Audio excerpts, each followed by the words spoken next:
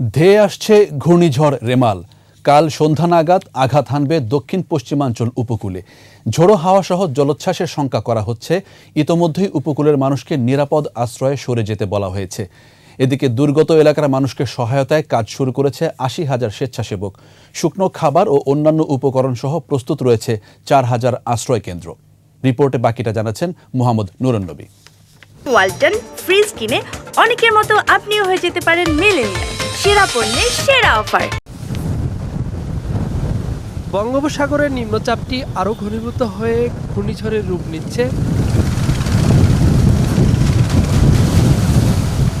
আবহাওয়ার পূর্বাভাস মতে রোববার সন্ধ্যায় খুলনা থেকে পটুয়াখালীর খেপুপাড়া অংশে আঘাত হানবে রেমাল।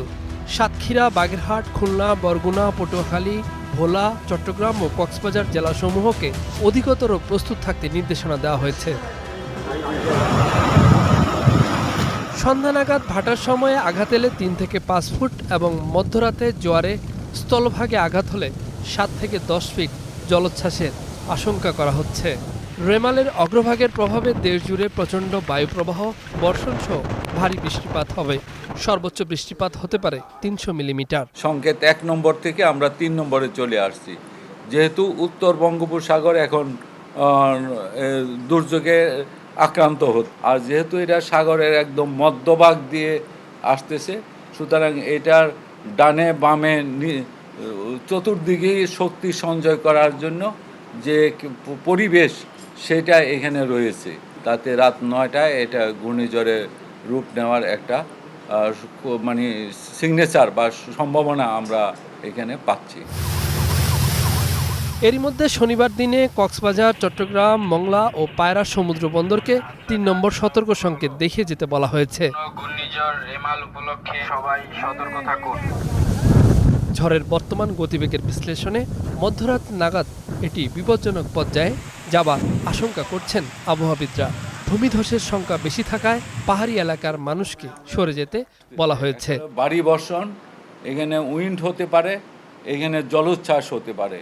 সুতরাং এই ক্ষেত্রে আমাদের কোনো সুযোগ নেই অবহেলা করার, আমাদের অতি গুরুত্বের সাথে মানে কনসিডারেশনে নিতে হবে। সকল মাছ ধরার নৌকা ও ট্রলার সমূহকে অতি দ্রুত নিরাপদ আশ্রয়ে যেতে বলা হলো। এদিকে ঘূর্ণিঝড় প্রস্তুতি কর্মসূচি বাস্তবায়নে বোর্ডের জরুরি সভা করেছে দুর্যোগ ও ত্রাণ মন্ত্রণালয়। ৪,০০০ আশ্রয় কেন্দ্রে শুকনো খাবার, শিশু খাদ্য ও গোখাদ্যের ব্যবস্থা করা হয়েছে। উপকূলে সাধারণ মানুষকে আশ্রয় কেন্দ্রে নিয়ে আসতে কাজ শুরু করেছে স্বেচ্ছাসেবক, ফায়ার সার্ভিস, কোস্টগার্ড, সেনাবাহিনী সহ স্থানীয় প্রশাসন। ৪,০০০ আশ্রয় কেন্দ্র আমাদের উপকূলীয় আছে, সেগুলো আমরা প্রস্তুতি রেখেছি। আগামী সম্ভাবনা কালকে ভোর থেকে এটা প্রাথমিক সম্ভাবনা শুরু হবে এবং কালকে সন্ধ্যা নাগাদ এটা আঘাত হানবে। এটা এইভাবে পূর্বাভাসে যেটা আমরা বুঝতে পেরেছি যে জিআর গ্যাস, জিআর চাউল, আমাদের খাদ্যদ্রব্য, শুকনো খাবার, টিন এবং যে সমস্ত বন্যার জন্য দরকার সেগুলো আমরা প্রস্তুত রেখেছি। এছাড়া জনগণের জানমাল ও সম্পদের সুরক্ষায় সংশ্লিষ্ট সকলকে যার যার অবস্থান থেকে তৎপর থাকার আহ্বান জানানো হয়েছে। মোহাম্মদ নুরুন নবী, ২১শে টেলিভিশন, ঢাকা।